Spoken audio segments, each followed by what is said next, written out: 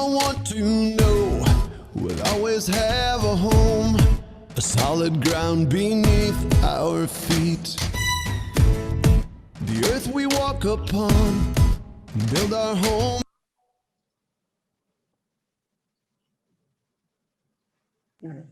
Hello and welcome from wherever you are around the world. My name is Richard Byron Cox. I'm the head of the UNCCD's Capacity Development and Innovations Office. And welcome to this wonderful webinar today for young people about land employment opportunities. We have a fantastic story to tell you today, and we want you to pay attention. You're going to take away something from this, I promise you. Now, before we go ahead, let me just say two things. Firstly, that this is translated into English and Spanish simultaneously, so you can choose whichever is best for you. You can also always go to the chat, send us your questions, and be interactive. Outside of that, we have, as I said, a fantastic panel that will be introduced to you shortly, but we have two moderators in my colleague, the wonderful Wagaki, and we have also a colleague from Deutsche Welle. This is being done by the United Nations and Deutsche Welle. So I want to welcome you from wherever you are around the world. Without further ado, I'd like to introduce my Deputy Executive Secretary of the United Nations Convention to Combat Desertification. Please, please don't go away. Here she comes. Over to you, madam. Thank you so much, Richard, and my special thanks to Deutsche Welle for joining us in this webinar today. I'll speak in Spanish, and later in the end, I will continue in English with my concluding remarks. Buenos días, buenas tardes y buenas noches desde donde quiera que nos acompañe. Good morning, good afternoon, and good evening from wherever you are joining us. My task today is very simple. I would like to welcome all participants and speakers and ensure that we maximize our time on what is most important. And the most important today is all of you. I'm delighted to welcome all the young people joining us today from around the world. This is your space and your moment to talk. We are not only here for listening, we want to listen and also to give you our best advice for your future. I'm going to be very frank. It is possible that we will not be able to answer all your personal questions, but we're here to give you certain orientation on what can be done better. The UN Convention to Combat Desertification does not implement projects on certain lands. We work together with governments and other projects to make sure that we can do something for land restoration. Land restoration is not only about planting trees, it's also about creating jobs and to preserve water, for example.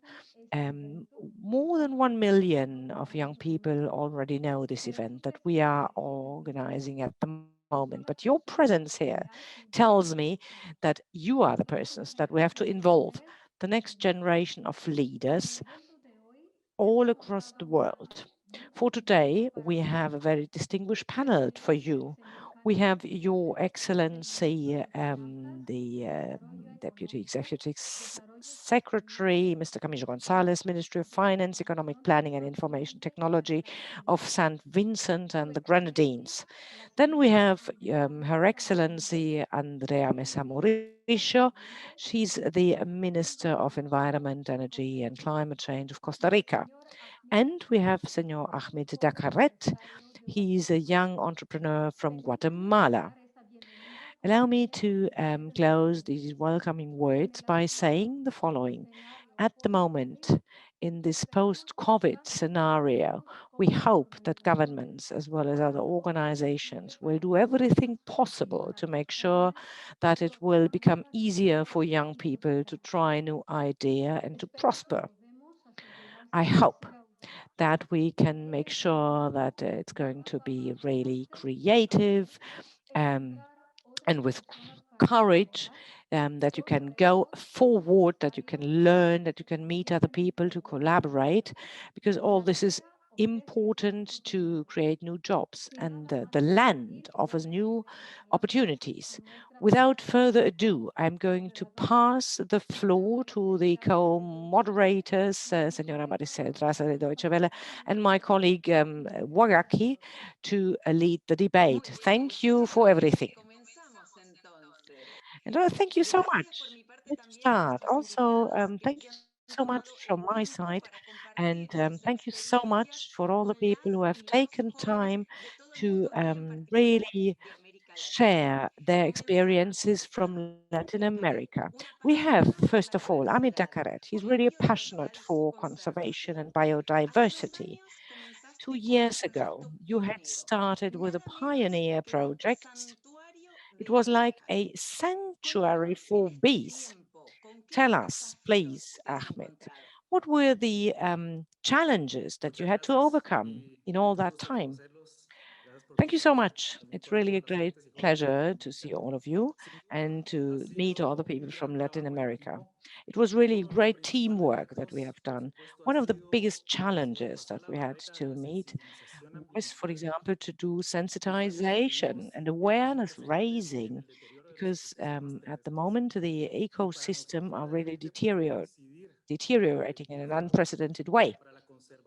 And it's not only for bees, but also for other important animals who are important for further population also of nature. And many people don't have enough information about that, and they don't know about financing information and also capacity building in these sustainability and conservation projects that we have, be it bees or other also land-based ecosystems. That was one of the major challenges. And then financing definitely was a challenge, and also sensitization, awareness raising for these projects to really be accepted in society as a movement of something that of people who really want to change something. Yes. And then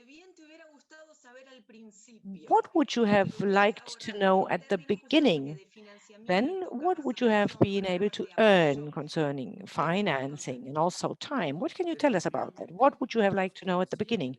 Well, yes, I did not know, and my team did not know about opportunities to access financing and capacity building at the beginning. That was really a big problem, and I had to do it with my proper funds. And I had to learn about other financing mechanism that exists, and also that here in Guatemala or anywhere in Latin America, we needed to to learn more about these people, and also the CNULD, for example, the UNCCD, for example. What were the mechanisms also of capacity building that existed? Can you tell me what were the key elements to bring forward your project? There is a saying that says that the difference between the possible and the impossible is your determination. It was with Diana and Alfredo, for example, it was so important to have a team that really went down to the bottom, and also to find good alliances on the ground, for example, to really make come true this team. And it was also my own conviction, because I wanted to rescue the bees, and we did not know where we were going to end. And we also had a natural park, for example, where we could take our bees, for example, and slowly but surely, with lots of conviction and determination, things started to flow. And I think that was the key. At the From the very beginning on, the people saw that we are honest and very frank projects, and it's not only about bees. It's really an important project for nature conservation, and bees also are important for the ecosystem, for land conservation. And we wanted to bring together many young people to give them this possibility also to find work, and to increase their capacities. So what would be your recommendations for other young people, boys and girls, who want to implement a similar project? Well, definitely, I would invite them to also invite this capacity building market of UNCCD, where you can also learn about financing mechanisms, and also to share these convictions, because convictions can really move mountains. if young people get together and if they find a possibility for capacity building and financing, then they have overcome the main obstacles, and they can not only change their lives, but also their families, the communities all across Latin America. So really fight for your convictions, because if you do something for your convictions, then things cannot go wrong. And you will find the necessary tools that do exist around us in our countries and also in other cooperating agencies on international level to make sure that we can bring things forward and move them forward. And if we want to move something, we have to really be convinced. We have to be very frank. Thank you so much. And I pass on to Wagaki.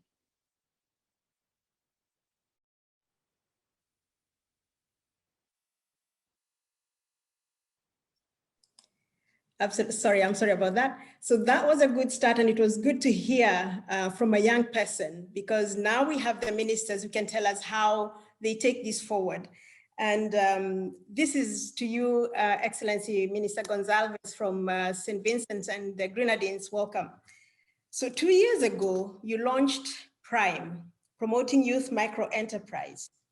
Could you briefly tell us what Prime is and how it responds to challenges that, like those Mr. Daccarett faced? One being financing, the other being capacity building, the other one being just the environment being degraded, lacking the motivation to start. How did you deal with these things? Thank you very much, and thank you again for the invitation to be on this panel. In the smallest islands of the Caribbean, the Organization for Eastern Caribbean States, and these are islands whose population is, 100,000 to between 100,000 and 200,000 people. Youth unemployment is particularly high. It's among the highest in the world. And some of the important challenges to youth unemployment include lack of capital, and capital being not only money, but human capital, technical expertise, knowledge, experience, and the availability of locales or locations from which you can do your business. And when you study youth employment in more developed areas, and you ask, how do youth get their start in business? You'll hear things from the developed countries like, oh, I maxed out my credit cards, or my parents loaned me money, or we got a mortgage, or there was a venture capitalist or an angel investor who gave money to us. None of those things are viable in a large scale in small island developing states like ours. And when youth go to banks, they have the challenge of not having experience, maybe not having a fully developed business plan, and the bank's own hesitancy to invest in new entrepreneurs and new ideas. So we created Prime to bridge the gap between this tremendous energy and the ideas that young people have, but the lack of capital on the other side. And the centerpiece of Prime is a grant program.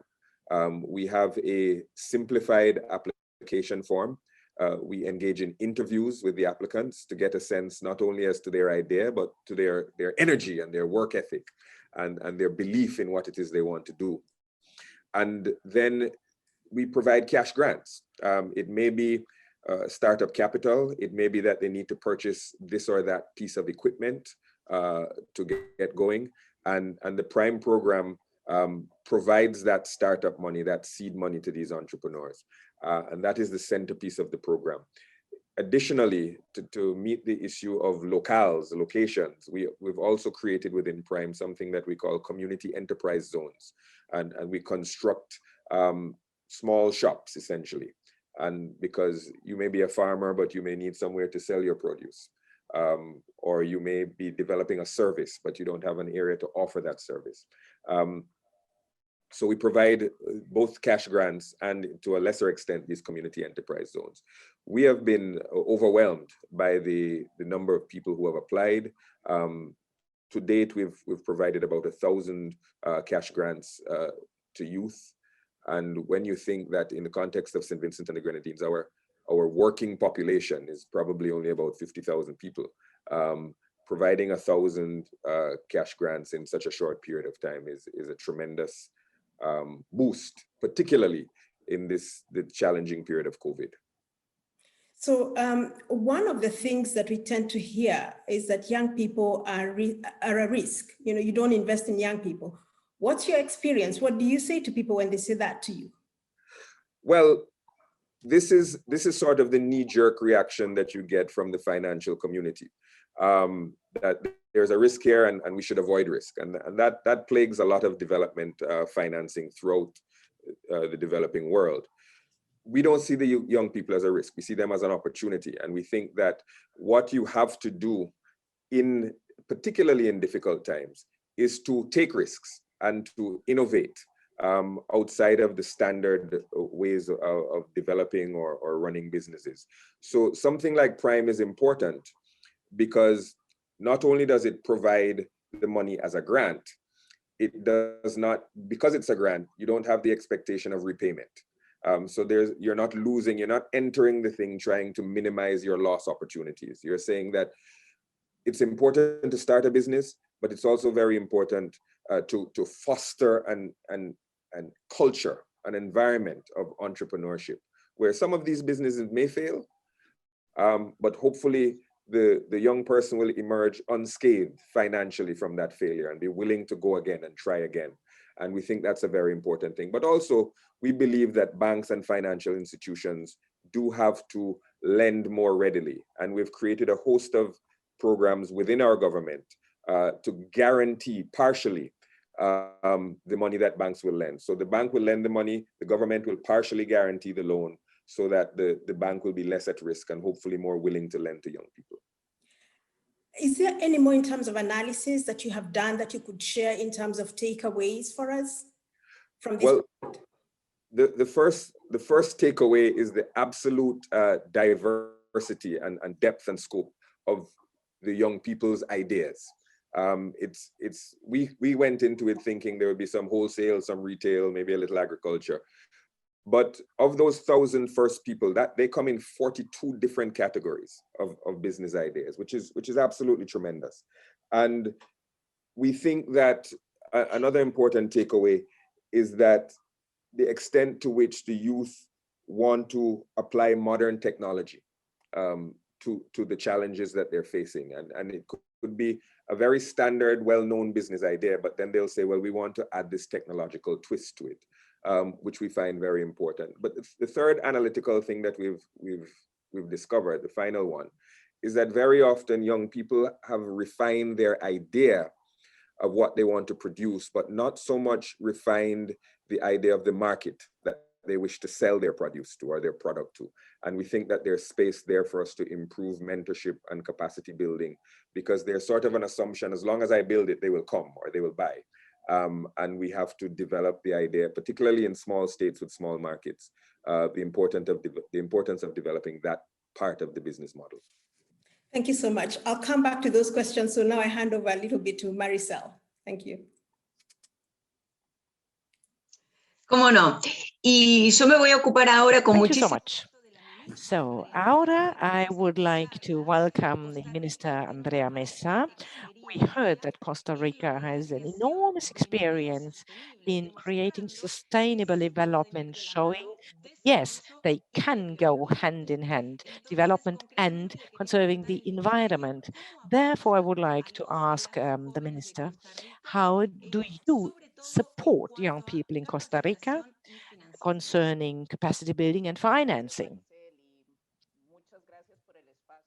Thank you so much, Maricel, and thank you so much for giving me space. It's always very stimulating and also interesting to participate in these panels.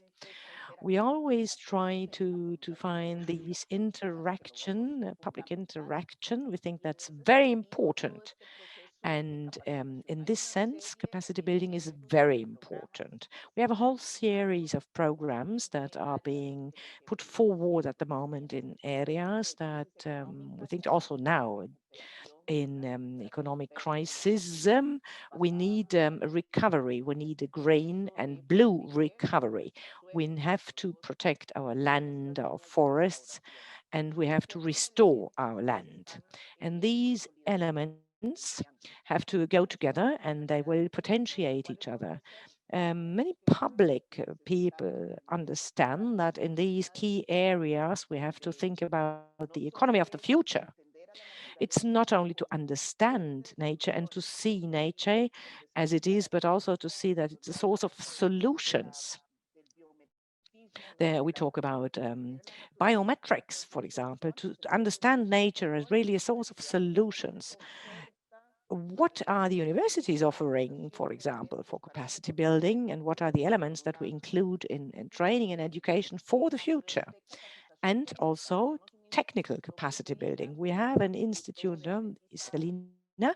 It's an institute for learning, concentrated very much on technology and also tourism, for example. There also, it's very important to capacitate people and to give them technical learnings that at the same time, I mean, tourism is a very important industry, but at the same time, we have to protect the environment, and therefore we also need capacity building there. So we need also formal ways of training and education, and also within cooperation projects, we also offer other projects. We try to open the way for further capacity building, for example, for restoration, for example, for protecting our forests. And I think another thing which is very important, not only technologies and also new technologies that have been forced upon us by the pandemic, but we can see how young people are learning, and we can learn from how young people are learning. Sometimes we are a bit more hard and slow in learning, but if we look at the young people, I always say that I'm in a generation that I'm sort of like in between, for example, with the old generation and the new people, the future generation. And I feel like in the middle. And it's really interesting and wonderful to see how young people understand the economy with also lots of digitalization. And this also has to be translated into capacity building for the new economy of the future, which is based on innovation, science, technology, but still inspiring nature and still seeing nature as a means to the end and not as an obstacle. So what do you think? Where do you have the biggest opportunities for young people, impulse areas for young people? Well, first of all, I think that most of all in our countries, for example, in developing countries, we really have to strengthen the topics of technology and science, like biomimic, for example. That's very important, and that our universities really have the necessary technologies and science to include all these materials, learning materials for the future, and also materials that do not damage our nature. I think, therefore, we have to really focus very much on science focused on preserving nature. And it's a preservation culture, and I always come back to this combination. So the world that we want to achieve is the land neutral world, as it's said in English. And it has to be very efficient, where we don't throw away any resources, but we make sure that we preserve as much as possible. And we can also see that in different sectors like precision agriculture, for example. Also there we have to learn, for example, how we can better use the forests and forestry topics, for example, how we also do sustainable construction and building, for example, and digitalization also, to help that we are more efficient and to minimize the use of resources. And let us not forget about the ocean. That's also a very important source for the future. Minister, another question that has to do something with the minister before has mentioned, and that's the following. Very often you have a very good idea, but how can you transform an idea into an initiative to really generate income and projects and to really help young people in this context? That's always a big challenge, and I've listened to the minister, and I think that we have common challenges. We really have to make sure that we use the resources to the best possible to make sure that they can do in our sector, in our environment. It's perhaps even a bit more complex, but I think that these alliances, for example, make it possible for us that we also have new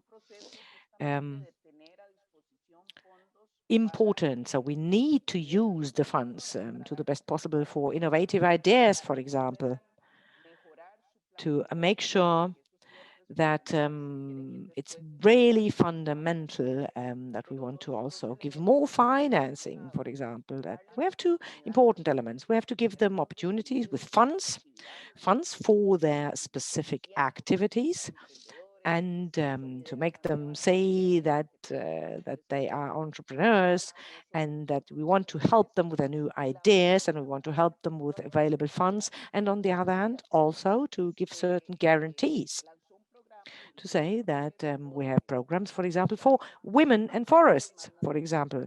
This is Bad Women, Bad Nature, for example. So there are a series of activities, for example.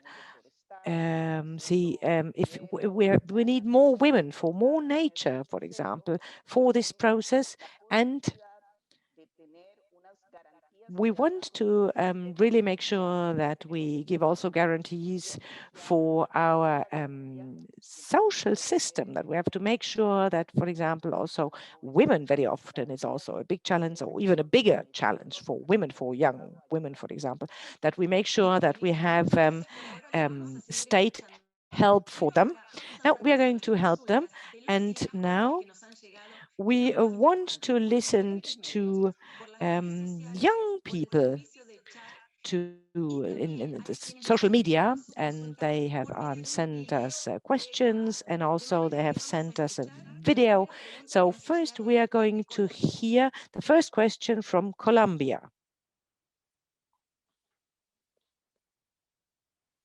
Buenas tardes, mi nombre es Yanni Santamaría, soy ingeniera agroecóloga, contratista de Misión Verde Amazonía. Dentro del marco de evento sobre creación de empleos para jóvenes basados en la tierra de las Naciones Unidas, tengo las siguientes preguntas.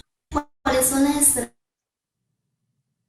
So I think there were two questions, but I'll read them and perhaps the interpreters will ask. These are questions from Colombia. What are the strategies that are being implemented to ensure the generational renewal and not leave behind the population in rural areas, which in Latin America represents 85%? The second one was the one that was cut out. And the other question is, what do you recommend to young people who are looking for opportunities to work on the land? Lo dicho, yo entonces le cedo la palabra a la ministra con estos aspectos So, as I fundamentales. said, I would like to give the word to the minister and the desertification of rural areas.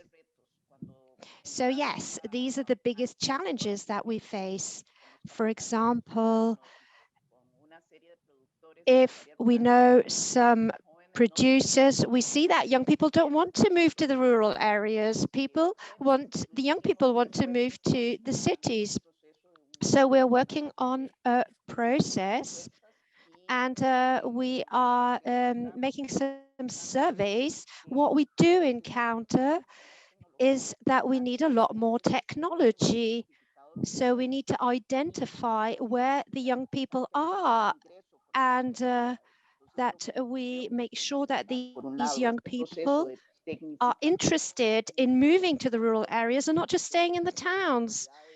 So to find which areas are sustainable, which areas young people are interested in, and to find elements, technological elements that can also help to participate on the one hand, and on the other hand, to be able to combine guaranteed systems so that new ideas can be brought in from the young people, and to find associated elements with risk-taking topics. So these are types of options, financial options like payments, but I think this would be one alternative to be able to accomplish this space. Well, thank you very much. So we're going to continue with another consultation that arrived to us per email from Peru. And so Minister Gonsalves, could you please give the answer to this? So the question is the following: what is your opinion about the project, the development project between universities and cooperatives in this scenario, in this pandemic scenario? The Minister, please, what can you say to this? Thank you. I think it's critically important for us to form these sorts of linkages, either between the young people and academics who may have thought through some of these issues from a different perspective, or with the nonprofit civil society NGO elements. Cooperatives are very important, particularly we're going back to the issue of rural areas, particularly in agricultural and fishing cooperatives. They can maximize a lot of work there. And it's very important for the academic community, for the civil society areas to think commercially, to think entrepreneurially, and to form these linkages. And the government has to do whatever it can to support those sorts of linkages. And we are doing it, not so much with the academics here in St. Vincent and the Grenadines, but certainly with cooperatives and civil society organizations. Efectivamente. Entonces ahora tomamos otra. So now we have another source of consultation that has to do with the videos. So we're going to watch a video and we're going to share this video right now. Hi, my name is Justine Kennedy, a member of CYEN in Guyana. And my question for this distinguished panel is, what advice would you give to young people living in urban areas to prompt their interest in the area of sustainable land management and drive home the opportunities that exist through land management? Mi nombre es María. Muy interesante. Entonces ahora en Very interesting. So now in Spanish, so what would you tell young people who live in urban areas so that they might be interested in working in sustainable areas and find the opportunity of the earth management? That's a really nice question, beautiful question, because most of our population do live in cities. So the process of getting them out of the cities, this is fundamental for us. So that would be the plan to find solutions to launch a new category of protected areas, which is to look for urban spaces, ecosystems in urban systems with the participation of the communities, of the administration, and really to center ourselves on the people, not on the urban areas. So what we would like is when we protect the parks, is that these parks improve the properties and give options of new alternatives, new production alternatives. So it's really important to have both of them and see how we can connect them as a real strength. And we need young leaders. We have not done this up to now. So what we need are new initiatives, which are very interesting, which means to restore these corridors and these zones with a new infrastructure to be able to make the most of it. And they are often, in our cities, and these and there we need a lot of inversion, and especially we need new areas that young people want. So there is a possibility to make these kind of interventions and to create jobs, and at the same time to make a better town, a greener town, and a lot more centered on a green environment. Like to actually follow up that question with the same question to Minister Gonsalves, because I know you've worked on projects with young people that are of an agricultural nature. Do you have any that relate to urban young people working on land-related issues?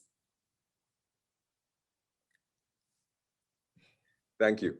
The two questions asked to Her Excellency, Minister of Costa Rica, are sort of flip sides of the same coin. One was asking, what do you do about rural? One was asking, what do you do about urban? And we have been grappling with that here in St. Vincent and the Grenadines. One thing that we do is we have something called a land bank. There are a lot of people in the agricultural sector who are now becoming older. They're too old to perform the same work that they did agriculturally.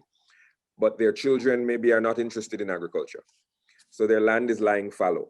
And what the government is doing is taking some of that land through agreement with that farmer and reallocating it to young people who are willing to work, but maybe do not have land.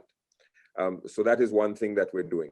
Within the PRIME program, we have set aside a specific percentage of our grants for those in the space of agriculture, fisheries, and agro-processing.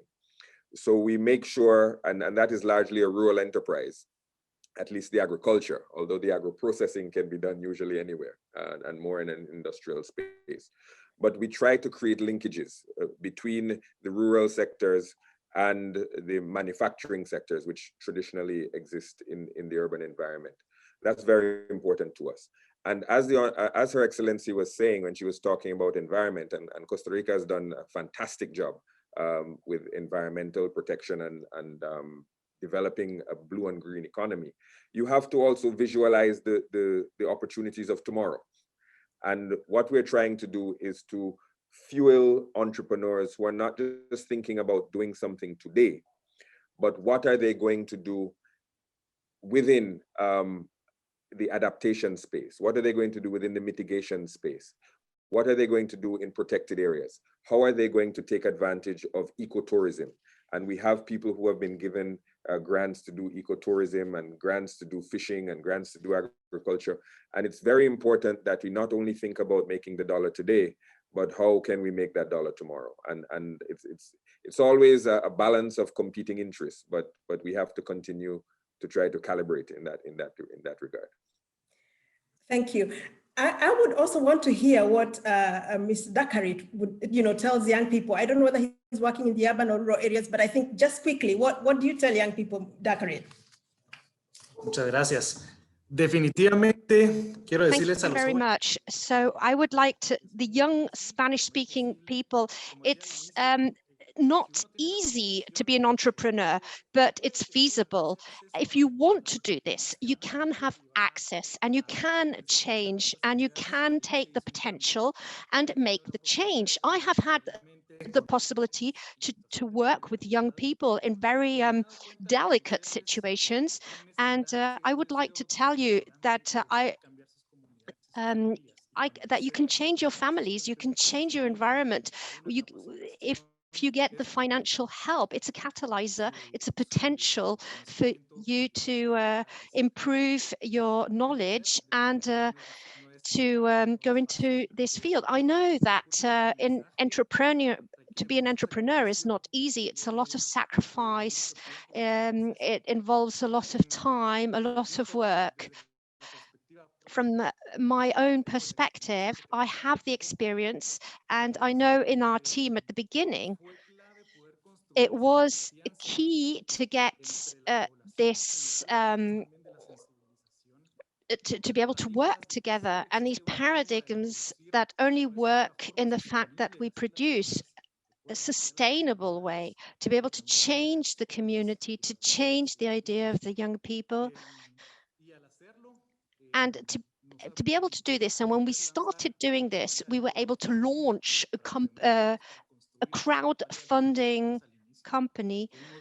So we had some record incomes, local income, and thank you to a lot of help from many people, a lot of support, we were able to manage it because people trusted us. So I think we need trust. And that's extremely important. We need the financial means to be able to work in the public and in the private sector to be able to manage these projects. So this is the big challenges that exist.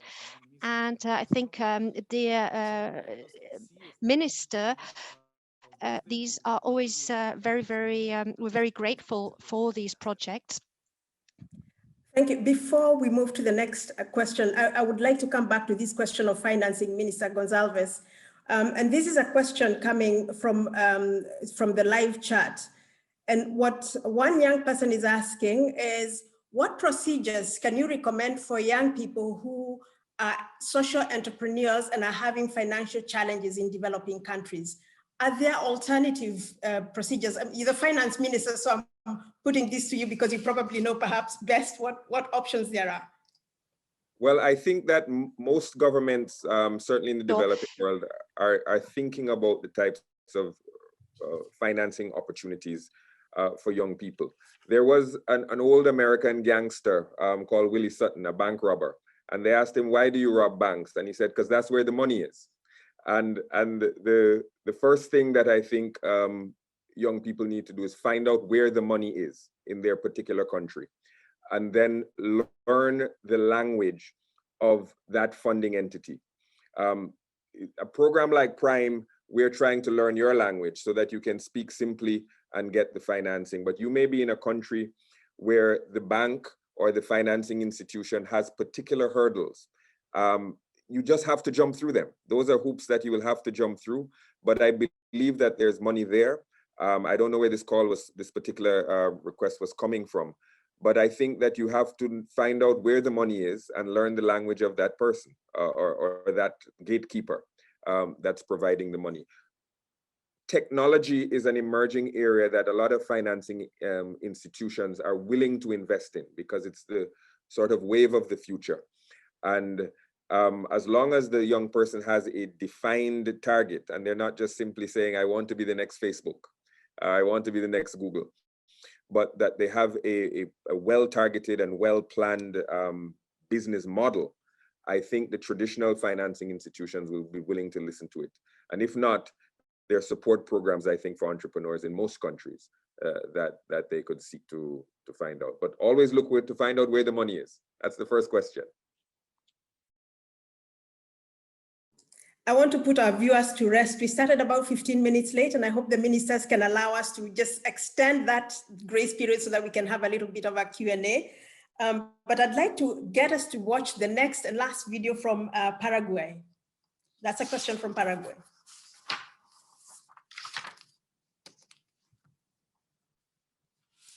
Mi nombre es María Rosa Servín, soy de Paraguay y trabajo como ingeniera agroambiental.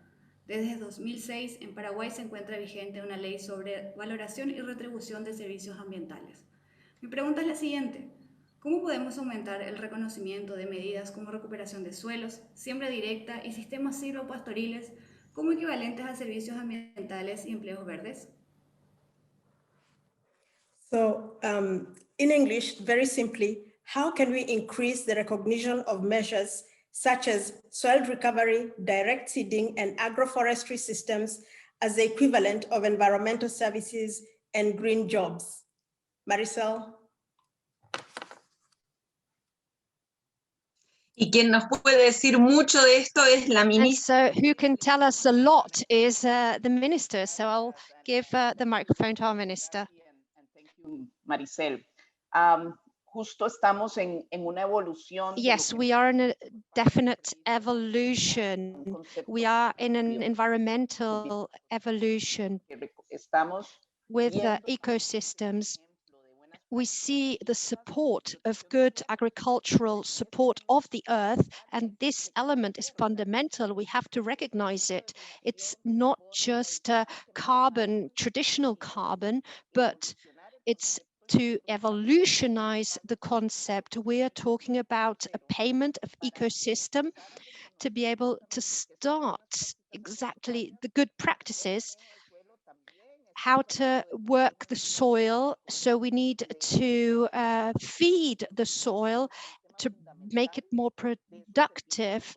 And this ecosystem, if we have a good ecosystem, And if we have a healthy ecosystem, we're going to have a healthy earth and a healthy system.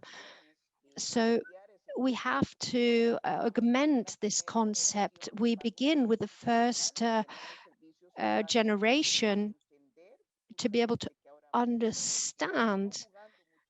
At the moment, we are working on the future, on a future environment with the productive thinkers. We have to recognize this, and this is one of the discussions to be able to define how to evaluate it technically and to find various methodologies, especially also admit or find thinkers that are worth it and that do generate fundamental ecosystems. Thank you. And now I'm going to transmit a question to Minister Gonsalves, and I'm going to ask of a short answer. We got an email from Costa Rica which says we should try and finance our projects with the public sector, or should we try with the private sector? So please, Mr. Minister. Thank you, and sorry, Excellency, for stealing a Costa Rican question. I think the answer is both. I think the answer is both. The private sector has a role to play, and traditionally will have a role to play in more structured and more potentially profitable ideas that are profitable on their face.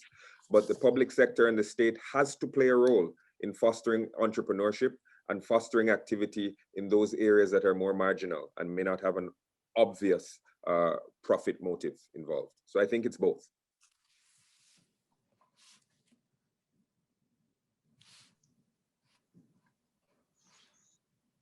Okay, so we've come to a point where we'd like to go back to some discussions, Q&A with the speakers. And here I would want to come back to the Minister Gonsalves, and I'll link my question to a comment I've seen on the question and answers that have come in, that in this day of COVID-19, in the post-COVID-19 period, isn't it a bit ambitious or to talk about self-employment and creation of jobs? And I know that Prime has done a little bit of thinking around that. So if you could tell us a little bit of what your thinking is about self-employment in this period of time for young people who don't have training or experience. Thanks. I think COVID is particularly the time, it's especially the time when we have to talk about self-employment, because Prime has created job losses around the world. Millions of people are unemployed, millions of people are being pushed closer to poverty because hotels are closing and laying off workers. Businesses are shutting down because of lockdowns and lack of demand. So an incredible number of people are being laid off because of COVID. But life doesn't stop. And these people, not only those who are laid off, but those who are looking for jobs in a depressed job market, are going to have to think creatively. And one of the first things that we have to do is to encourage young people, especially, to dust off that idea that they had, that maybe they had deferred because they were looking for a job with the government or looking for a job with a particular company. This is a job market for the next few months where, you know, economies are collapsing around the world and employment is going to be stifled, frankly. And young people have to look for these opportunities. They're more adaptable. Young people are more nimble. They're more willing to take risks traditionally. And now is the time we have to do this. We're very proud that Prime, in the midst of COVID, has created essentially hundreds of new jobs for young people by giving them this seed money and this startup money, jobs that otherwise would not exist and people who would otherwise be unemployed but for this program. So we think that it is particularly at the time when the big companies and the government is not hiring that you have to take a second look at self-employment and entrepreneurship. And that's why we feel that the government, in our case, has been injecting additional resources into Prime. It helps to create jobs, and every person who wants to buy a piece of equipment, the government is purchasing that from local retailers. So you're also helping to maintain jobs. in certain sectors by purchasing the things that these young people need. There is no right time to say, well, now is the time for self-employment and entrepreneurship. It's always the right time. The opportunities will change, but it's always the right time to think entrepreneurially. And we think that COVID, as much as it has challenges, it's also created opportunities for the entrepreneurial youth. Okay, just a quick follow-up question, because you have talked about the financing, but not so much about the training. What about the training under Prime? If you can just give us a brief. Sure. In brief, the amount of training you receive is proportionate to the size of the grant you're receiving.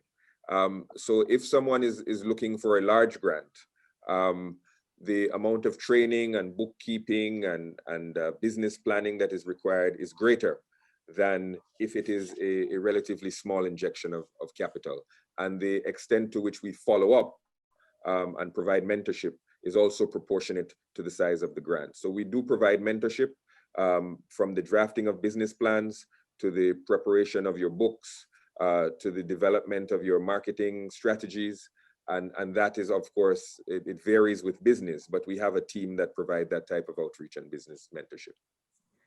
Thank you so much. And Maricel? Bien, tenemos muchísimas más preguntas que nos han We llegado. have a lot more questions that have arrived, so that's really great, because that means that there are many young people who are watching us. So all the questions that are coming in will get their answers, and we will be communicating also individually with you. And we will now give our people who have been invited the opportunity to, I think this is very important to say, so I would like to consult you, Ahmid, Daccarett, what was your way? How did you learn? What training did you do to be able to maybe motivate young people? And thank you very much. This is already a few years ago. For people who don't know me, I love nature. I love agriculture. I love bees, and I'm a beekeeper. And I had, for those of you who've already worked with bees, I started in 2012 in Kinyamasan. I had my mentor, and then I went back to Guatemala in beginning of 2016, and I started working with bees. And 1 year before, I started motivating myself, and I saw the necessity of the pollination for our own lives. And we need plants with flowers, and we really need healthy ecosystems. So this opened more doors to me, and this is when we started forming a team of 3 people. We started to motivate young people, and now we have more than 1,000 young people who are now here in Guatemala working with us. We started a project, and now more than 30% of these people that started are young girls. And this was the beginning of something so important and something very big. So on the one hand, it's our conviction. We didn't even think of building a business. What we wanted was to have a sustainable business and sustainability. So this is where we started to look for financial help, and we had to sacrifice our time and work very hard. And as we said, to become a business, you have to invest a lot of time. You have to be very convinced, and you have to. And now we have an international team. So thank you so much to all the institutions and all the people who have been helping us and who have helped us advance, and so that we can give our little grain to be able to make this planet a better place. So thank you so much for all your support, and also thank you for the bees. Thank you, the bees, that the bees can live. So to have this opportunity to change something, even as small as it might be, is just wonderful. So thank you again.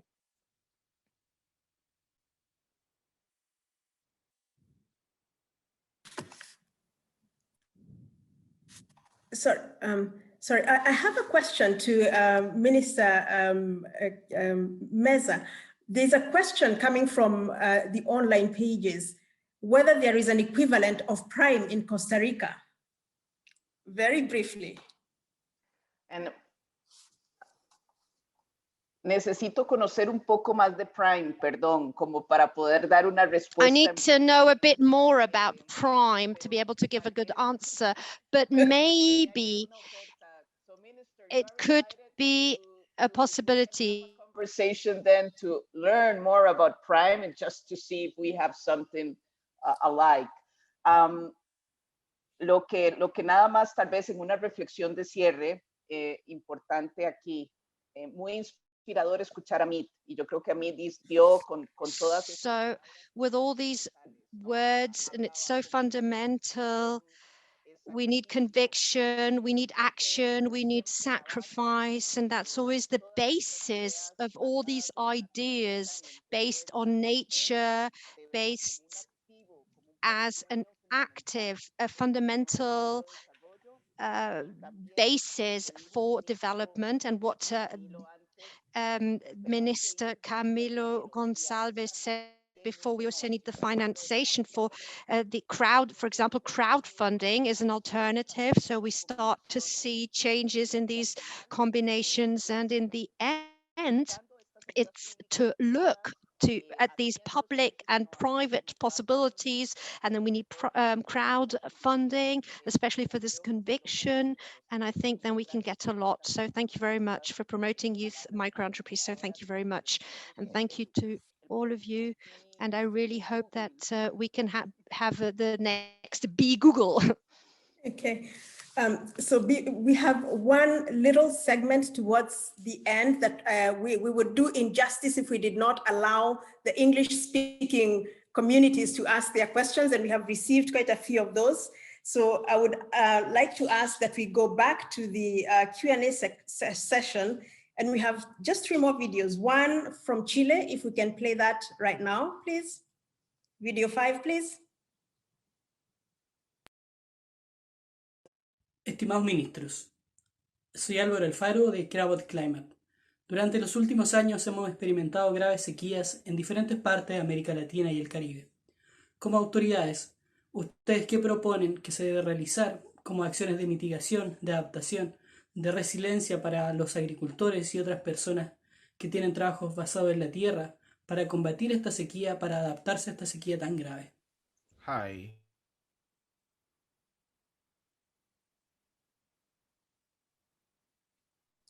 Sorry. So farmers and other people with land-based jobs in different parts of Latin America and the Caribbean are facing drought. As authorities, and so this is to the ministers, what mitigation, adaptation, and resilience actions do you propose to help them to adapt to these serious droughts? So clearly, so let me start with Minister Gonsalves, because you're in the finance section, and this is a risk area for you. Thank you. St. Vincent and the Grenadines just emerged from its worst drought in over 70 years. So this is something that we're dealing with most acutely here in St. Vincent and the Grenadines. The immediate thing that we did in our context was to give some income support to some of the farmers who lost crops because of the drought. The second thing that we did was to heavily discount and subsidize fertilizer and various inputs, and provide seedlings to farmers so that they can replant from their very damaged crops. The other thing, the more long-term solution, is to improve irrigation in these areas. St. Vincent and the Grenadines has a few irrigation projects that have not been as well maintained as they should be. So we tend to respond after the fact to drought to correct these challenges. And what we have to do is to do some ex-ante planning, where we can have better irrigation services and a better understanding of soil fertility, particularly post-drought. But something that we're working with very actively in our context, and it's going to be an increasing challenge throughout Latin America and the Caribbean as climate change intensifies. Marcel? Muy bien, muchísimas gracias. Mahir, te agradecemos tu... Thank you so much, Mahir. We would like to thank you, and can we see, please, the video with the next question? Hi, I'm Akim Bab from CYA in Guyana. Do you consider it prudent and possible to organize a systematic portal for mentors within the field of land management that can be at the disposal of young people? Hi, and we're from En español, entonces, la pregunta que acabamos de In ver. Spanish, and the question that we have heard, do you think it's prudent and possible to organize a portal of mentors, and we have not talked about it yet, for land management that could be at the disposal of young people? Maricela, I think I'm the one who is going to answer this question. Yeah, go ahead. Well, I think that's a very good idea.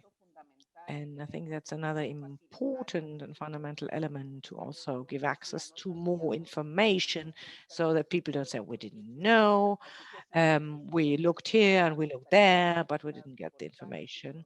And we need really unique selling points, so to say, and just a one-stop shop window, for example, to give information to capacity building and training. So to make information available, I think that's a wonderful idea.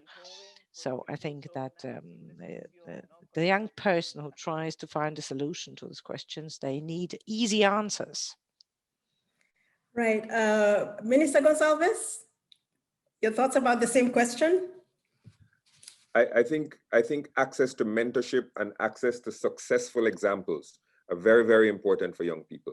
And in the context of rural areas, in the context of small island developing states, sometimes it's very difficult for you to have an example that is something you can see and touch and feel of success in your particular field, or to get mentorship. So I think it's a very good idea. There are logistical challenges to pulling it together, but I think it's an excellent idea, and I think it's something that merits exploration. Mr. Daccarett, what are your thoughts? You're the actor on the ground. That would definitely help us to access finance opportunities. De mi experiencia, lo que conozco también que ustedes han manejado muy bien. So far, as I've heard, and I think you have managed it very well, is that the UNCCD capacity marketplace, that's a very good opportunity. And I would like to invite all young persons to really join this marketplace and to find new possibilities of mentorship and financing all in one portal. So I think it's really worth going to this portal. And also to look at initiatives on a local level for all the opportunities that you might also learn about opportunities in your country and that really could make the difference.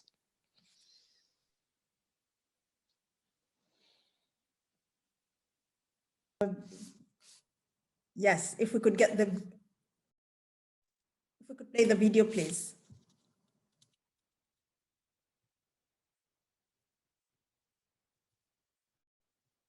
Mahir, the question. Hi, and we're from the Dominica Youth Environment Organization. Here to ask questions to you, the UN, about land-based jobs and the youth. Are there sufficient land-based jobs for the upcoming youth? How can land-based jobs be modernized to suit the youth perspective? What training and qualifications are available for someone in this working field?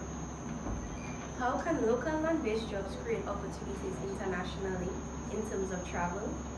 How do you intend to incorporate the youth in land-based jobs? Can someone with no degree be successful in obtaining a land-based job? And how can the UN help non-profit organizations like the DYU engage the youth in land-based jobs? Muchas consultas, qué bien. Lots of questions, how nice. So, do we have enough jobs, land-based jobs for young people? How can these jobs be modernized to adapt them to the needs of young people?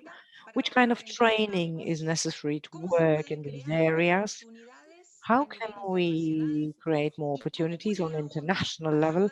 And how can the UN help non-profit organizations like, for example, the youth organization in the Dominican Republic, and also involve young people in jobs and work that are land-based? You will find the answers to that very shortly. And I would like to thank you for all the panelists and all the people who have joined us until now. See you soon. And so these 7 questions are all directed to our Deputy Executive Secretary, Ms. Birmpili. And we have run out of time. I know that the ministers have to go, so we have to wrap it up. But so I'll ask the Deputy Executive Secretary to answer as many questions as she can, to share, if she can, some takeaways and close the session for us. But I too would like to thank the ministers who attended the session today and were very, very gracious with their responses, and the participants who are also very gracious to us for cooperating with us. You are wonderful. Thank you. You have the floor, Ms. Birmpili. Thank you so much for that. I think it's a very ambitious task that you have given me, but I will try to do my best summarizing a bit this very rich discussion. Most of the questions that have been asked towards the UNCCD have already been touched upon by our excellencies, the ministers, and also Mr. Daccarett. But what I want to say is the following. Land is a source of life, and therefore, since it is a source of life, it is a source of jobs. What is important is how we connect land with the markets. How do we find these chains and how we build jobs in every single part of the chain? The UNCCD and the UN in general works at an international level. We are assisting countries to come forward together and bring forward a direction, a policy direction. However, the implementation lies with the national governments. And we know that implementation is the one which changes lives and creates these prospects. I want also to add that the UNCCD is currently working with 127 countries on different projects to restore the land. Now we are again at the planning phase, and the implementation phase will come by the countries themselves. No degree is needed to work on land, but I would say also the opposite. It doesn't mean that if you don't have a degree, you cannot work on land. And I think this is very important because we need to bring people, as the minister from Costa Rica said, from the urban to the rural space. Now, allow me to finish off with 8 very, very quick takeaways. The first one, work together in teams. I think this is something that is important. It's not only an individual entrepreneurship, it's a social entrepreneurship. Fight for conviction, and the government's role is how to bridge the gap between vision and enthusiasm that young people bring forward on the table, but also with the lack of money, the lack of knowledge, and the role of government is to bridge those two. The third point is how we are perceiving young people that are coming forward not as a risk, but as an opportunity. And the governments need to see that as well. The fourth point is that mentorship and capacity building to bridge all the parts of the value chain from where we produce to the market is important. And I think here the idea put forward by Akim, I think, from Guyana has been an important one and has been already endorsed as such by both ministers. Fifth element, capacity building is very important, and how you bring forward economy digitalization with innovation. Nature is a means to ensure a prosperous future, and it's not an obstacle. Sixth point, it is always a big challenge to transform an idea to an initiative. We need the funds to be matched with these innovative ideas. Seventh, progress and process of getting people out of the cities is fundamental. These rural-urban interactions are crucial. We don't want to create borderlines between rural areas and urban areas. We want corridors of cooperation and incentives to keep people in the rural areas if and whether they want, and if they want to. And lastly, and most importantly, I think this came through Minister Gonsalves, COVID has created a lot of problems, has pushed forward people to unemployment, but also it creates some opportunities if governments are really giving incentives to encourage social entrepreneurship. Lastly, I want to, as Minister from Costa Rica said, Ahmid mentioned some words: love for nature, trust, conviction, risk, and sacrifice. These are the guiding principles for our young people today. Now, in closing, let me share some additional resources that you will have from this webinar. The proceedings of today will be available on our YouTube channel in English and Spanish. The questions that we did not get through today will be made available through podcasts that we will record with our panelists on the organizations before the next event. And the next webinar will take place on the 6th of May. Lastly, if you enjoyed these webinars and would like to share work with us to encourage other young people to participate, please simply write to us. We are here to support you and to assist you in your journey. Thank you very, very much, all of you.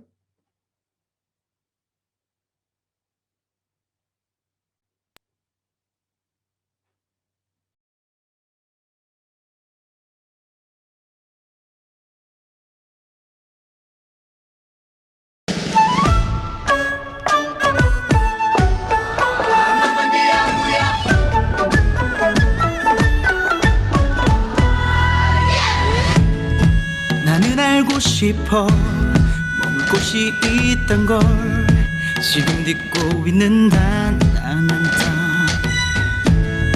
우리 서 있는 지구 집이 세워진 곳 자연은 모든 것을 주지 우리 멈춰서 주위를 둘러봐 경이롭고 아름다워 내게 행복을 주는 우리 태어난 이곳 모두 다 함께 지켜 우리 태어난 이곳 내게 행복을 주는 우리 태어난 이곳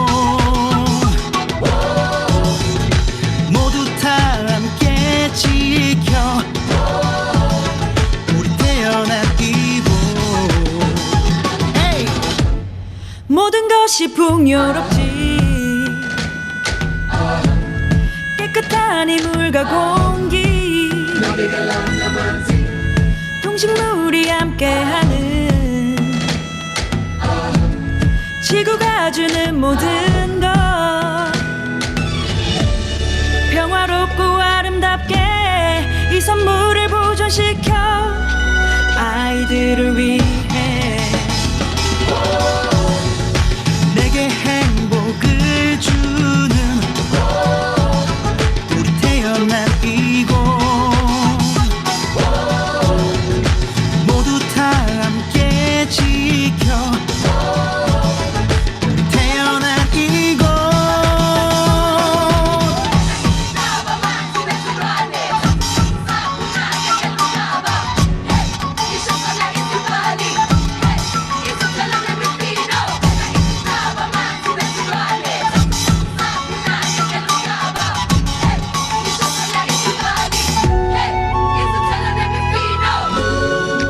보이지 않니 언제나 이 발밑에 우리 필요한 모든 게 이젠 보아야 해 이젠 지켜야 해 자연이 준 선물을